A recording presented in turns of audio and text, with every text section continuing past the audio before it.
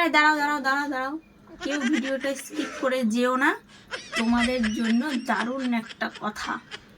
কি বলো তো, যাদের স্বামী কি যাদের স্বামী রাত্রেবেলা ঘুমাতে গেলে প্রচুর প্রচুর নাক ডাকে, ঠিক আছে, প্রচুর নাক ডাকে, তাদেরকে বলছি তাদের বউদের গর্ব করা উচিত।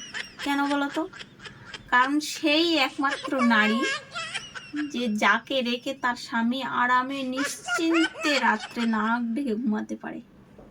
আর যে শাশুড়িরা বলে না যে তোমাকে বিয়ে করে আমার ছেলের সর্বনাশ হয়েছে, আমার ছেলের জীবনটা নষ্ট হয়ে গেছে, সেই শাশুড়ি মাদেরকে বলছি, শাশুড়ি মা কিভাবে জীবন নষ্ট হলো?